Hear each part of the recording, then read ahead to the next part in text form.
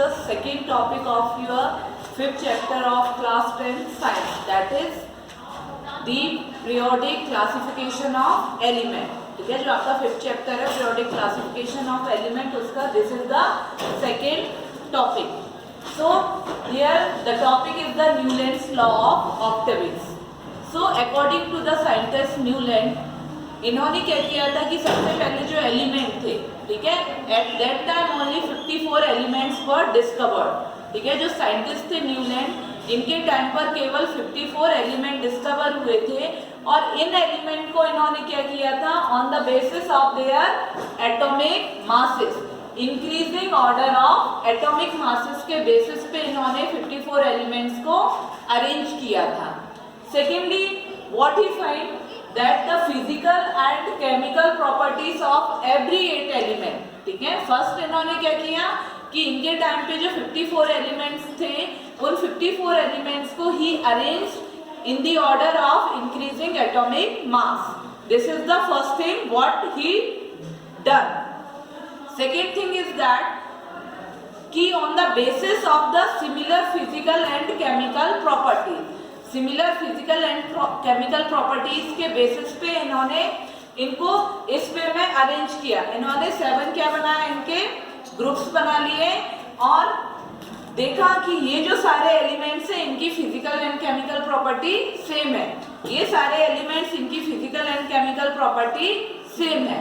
So during his experiment he find that the properties of every first element, ठीक है, the property of every first element is similar to the property of every 8 element. मतलब जो physical and chemical property आपकी first element की होगी, that is similar to the 8th element. यहाँ पे देखिए 1 2 3 4 5 6 7, ठीक है, इन एलिमेंट को 7 ग्रुप्स में इन्होंने कैटेगराइज किया. फिर 8, तो यहाँ पे जो हाइड्रोजन और फ्लोरीन है, फ्लोरीन क्या है 8 नंबर पे है, हाइड्रोजन आपके फर्स्ट नंबर पे है. फर्स्ट एलिमेंट की प्रॉपर्टी 8th एलिमेंट से सिमिलर होगी. यदि हम लिथियम से काउंट करें तो 1 2 3 4 5 6 7 8, ठीक है. यदि लिथियम से काउंट करें तो सोडियम किस पे आया, 8 नंबर पे आया. इसलिए लिथियम और सोडियम की प्रॉपर्टी सिमिलर होंगी, both physical as well as of the chemical property. So here maybe this thing is clear कि first of all he arranged the element on the basis of their increasing order of atomic masses. Secondly, the physical and chemical property of every first element is similar to the every 8 element. जो first element की chemical and physical property है, that is exactly similar to the property of the 8th element of that particular group. इन्होंने क्या किया, इन elements को एक particular rhythm दी, सा रे गा मा पा धा नी.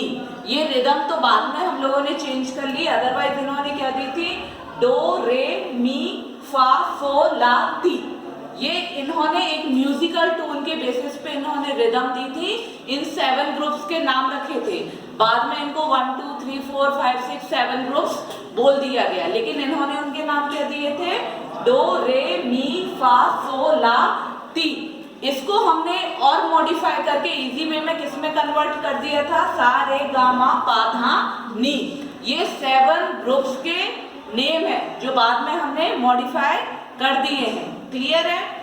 अब इन्होंने तो ये था work of the Newland whatever he done, लेकिन इसके कुछ लिमिटेशंस थे, कुछ कमियां रह गई थी. फर्स्ट कि ये जो रूल था कि the property of every first element is similar to the every 8th element, ये कहाँ तक एप्लीकेबल हुआ, only up to the calcium.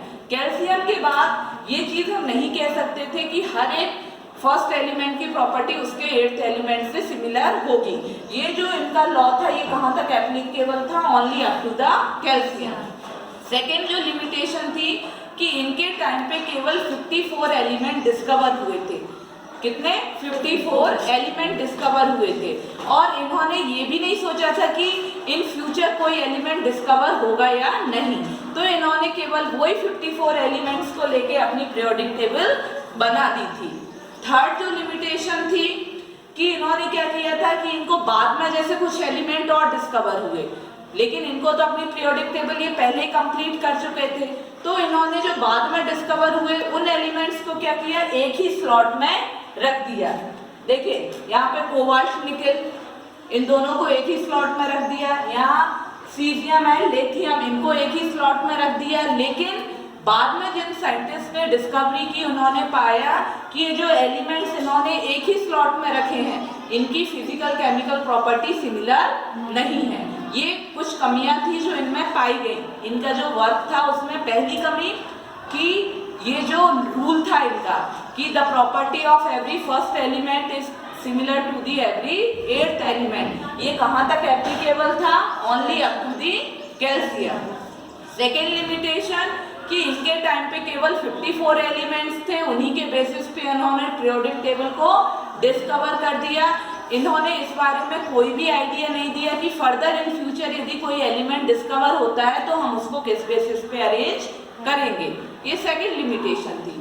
Third limitation क्या थी कि बाद में जो एलिमेंट डिस्कवर हुए, इन्होंने क्या किया, उनको एक ही स्लॉट में दो एलिमेंट रख दिए without thinking whether they are having the same kind of physical property और केमिकल प्रॉपर्टी और नॉट। ठीक है, तो ये तीन बेसिक लिमिटेशन है जिनके कारण जो न्यूलैंड लॉ ऑफ ऑक्टेवियस है वो सक्सीड नहीं हुआ।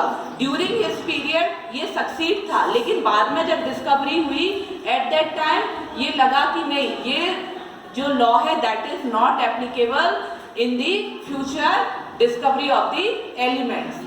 So maybe this topic is clear to everyone. If there is any doubt, so please put a comment. I will give you a proper solution of that. Thank you.